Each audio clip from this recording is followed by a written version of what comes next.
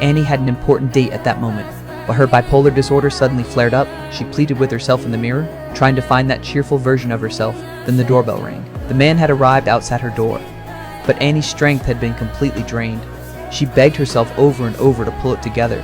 When she struggled to open the door, she collapsed onto the floor. Sadness washed over her like a tide. The man outside had no idea what was happening. He thought Annie was playing with his feelings. He could only laugh at himself bitterly, then turned and walked away in silence. Annie curled up on her bed crying. She had lost her love once again. She longed for someone to hold her in that moment, but she was terrified of anyone seeing her inner pain.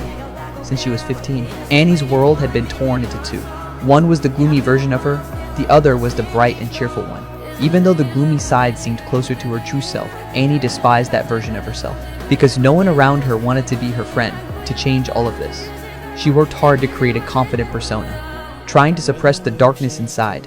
She had never told anyone about her condition. Soon after Annie got fired from her job, she had missed work too many times due to her episodes. Her friend had never seen Annie look so worn out and defeated. She asked Annie what was going on. This time Annie bravely revealed her bipolar disorder. Her friend was completely shocked. But I have incredibly low periods, so low that I can barely move. I am impossible to be around. I can barely answer the phone. I'm totally unreliable as a friend. Her friend felt heartbroken about Annie's condition. How does it feel telling me?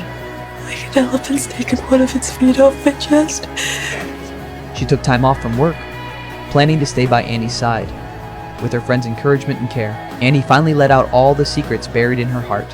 After opening up, Annie finally released the weight she had carried for so long. It felt like someone who had been drowning for ages, finally breaking through the surface, taking a deep breath of fresh air. After getting home, Annie bravely picked up her phone. She apologized to the friends and family she had hurt, and they all showed her forgiveness and understanding.